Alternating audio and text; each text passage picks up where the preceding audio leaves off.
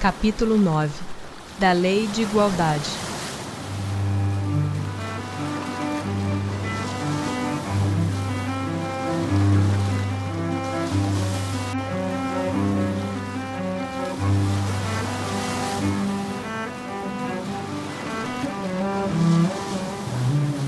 Igualdade natural.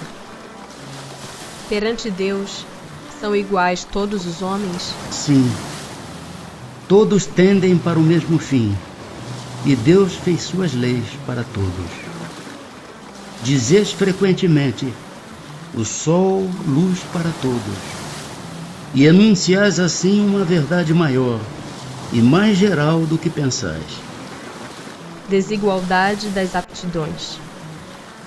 Por que não outorgou Deus as mesmas aptidões a todos os homens?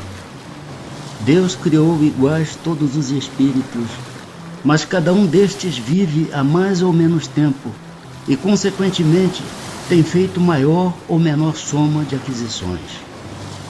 A diferença entre eles está na diversidade dos graus da experiência alcançada e da vontade com que obram, vontade que é o livre-arbítrio. Daí o se aperfeiçoarem uns mais rapidamente do que outros, o que lhes dá aptidões diversas. Necessária é a variedade das aptidões, a fim de que cada um possa concorrer para a execução dos desígnios da providência, no limite do desenvolvimento de suas forças físicas e intelectuais. O que um não faz, outro o fará. Assim é que cada qual tem o seu papel útil a desempenhar. Demais, sendo solidários entre si todos os mundos, necessário se torna que os habitantes dos mundos superiores, que na sua maioria foram criados antes do vosso, venham habitá-lo para vos dar o exemplo. Passando de um mundo superior a outro inferior, conserva o espírito integralmente as faculdades adquiridas? Sim, já temos dito que o espírito que progrediu não retrocede. Poderá escolher no estado de espírito livre um invólucro mais grosseiro ou posição mais precária do que aquelas que já teve. Porém, tudo isso para lhe servir de ensinamento e ajudá-lo a progredir. Desigualdades sociais. É lei da natureza a desigualdade das condições sociais? Não. É obra do homem e não de Deus. Algum dia essa desigualdade desaparecerá? Eternas somente as leis de Deus o são. Não vês que dia a dia ela gradualmente se apaga? Desaparecerá quando o egoísmo e o orgulho deixarem de predominar. Restará apenas a desigualdade do merecimento. Dia virá em que os membros da grande família dos filhos de Deus deixarão de considerar-se como de sangue mais ou menos puro. Só o espírito é mais ou menos puro, e isso não depende da posição social. Que se deve pensar dos que abusam da superioridade de suas posições sociais para em proveito próprio oprimir os fracos? Merecem censura. Ai deles. Serão a seu turno oprimidos. Renascerão numa existência em que terão de sofrer tudo o que tiverem feito sofrer aos outros. Desigualdade das riquezas. A desigualdade das riquezas não se originará da das faculdades, em virtude da qual uns dispõem de mais meios de adquirir bens do que outros? Sim e não. Da velhacaria e do roubo. Que dizes? Mas a riqueza herdada, essa não é fruto de paixões mais. Que sabes a esse respeito? Busca a fonte de tal riqueza e verás que nem sempre é pura. Sabes, porventura, se não se originou de uma expoliação ou de uma injustiça?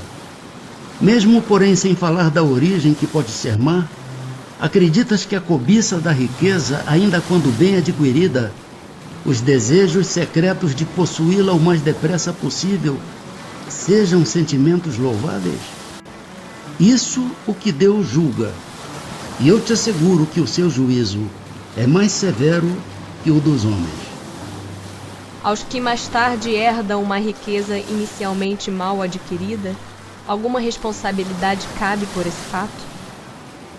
É fora de dúvida que não são responsáveis pelo mal que outros hajam feito, sobretudo se o ignoram, como é possível que aconteça. Mas fica sabendo que muitas vezes a riqueza só vem ter as mãos de um homem para lhe proporcionar ensejo de reparar uma injustiça. Feliz dele, se assim o compreende. Se a fizer em nome daquele que cometeu a injustiça, a ambos será a reparação levada em conta, porquanto não raro é este último quem a provoca. Sem quebra de legalidade, quem quer que seja pode dispor de seus bens de modo mais ou menos equitativo. Aquele que assim proceder será responsável depois da morte pelas disposições que haja tomado? Toda ação produz seus frutos. Doces são os das boas ações, amargos sempre os das outras. Sempre entendei-o bem. Será possível e já terá existido a igualdade absoluta das riquezas? Não, nem é possível. A isso se opõe a diversidade das faculdades e dos caracteres. Há, no entanto, homens que julgam ser esse o remédio aos males da sociedade. Que pensais a respeito? São sistemáticos esses tais, ou ambiciosos, cheios de inveja. Não compreendem que a igualdade com que sonham seria a curto prazo desfeita pela força das coisas. Combatei o egoísmo, que é a vossa chaga social, e não corrais atrás de quimeras. Por não ser possível a igualdade das riquezas, o mesmo se dará com o bem-estar? Não. Mas o bem-estar é relativo e todos poderiam dele gozar, se entendessem convenientemente. Porque o verdadeiro bem-estar consiste em cada um empregar o seu tempo como lhe apraza, e não na execução de trabalhos pelos quais nenhum gosto sente. Como cada um tem aptidões diferentes, nenhum trabalho útil ficaria por fazer. Em tudo existe o equilíbrio. O homem é quem o perturba. Será possível que todos se entendam? Os homens se entenderão quando praticarem a lei de justiça. Há pessoas que por culpa sua caem na miséria. Nenhuma responsabilidade caberá disso à sociedade? Mas certamente, já dissemos que a sociedade é muitas vezes a principal culpada de semelhante coisa. Demais, não tem ela que velar pela educação moral dos seus membros? Quase sempre é a má educação que lhes falseia o critério, ao invés de sufocar-lhes as tendências perniciosas. As provas de riqueza e de miséria. Por que Deus a uns concedeu as riquezas e o poder e a outros a miséria? Para experimentá-los de modos diferentes. Além disso, como sabeis, essas provas foram escolhidas pelos próprios espíritos, que nelas, entretanto, sucumbem com frequência. Qual das duas provas é mais terrível para o homem? A da desgraça ou a da riqueza? Tanto uma quanto outra. A miséria provoca as queixas contra a providência.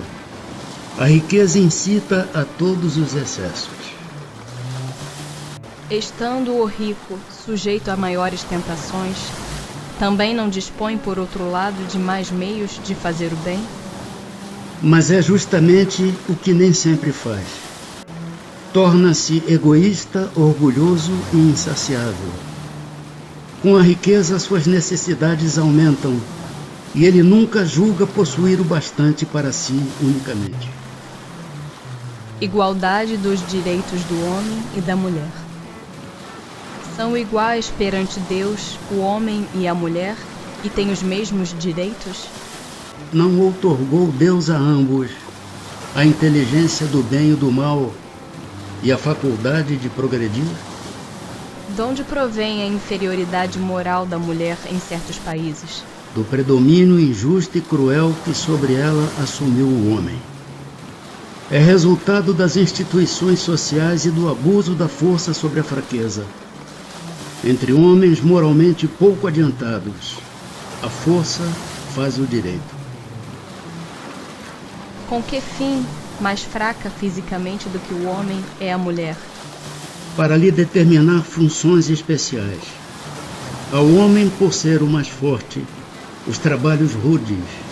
À mulher, os trabalhos leves.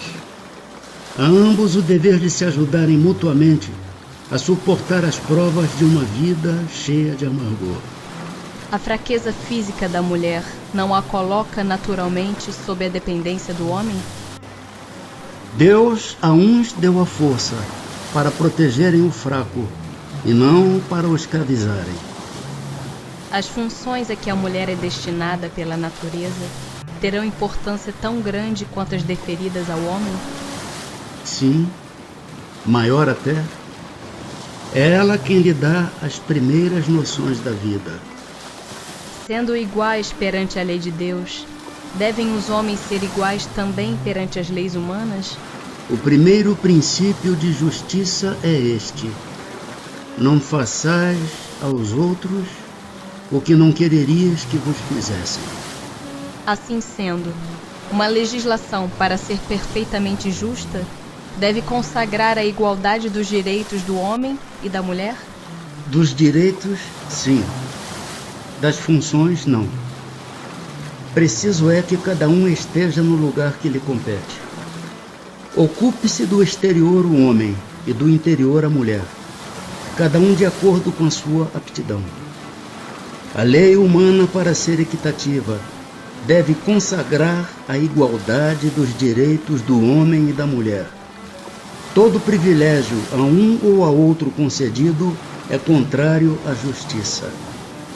A emancipação da mulher acompanha o progresso da civilização.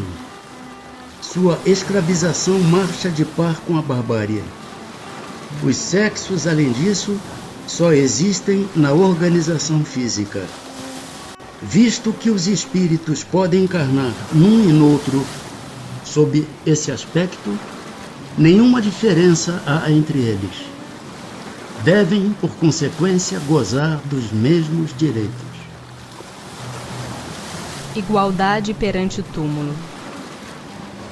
Donde nasce o desejo que o homem sente de perpetuar sua memória por meio de monumentos fúnebres?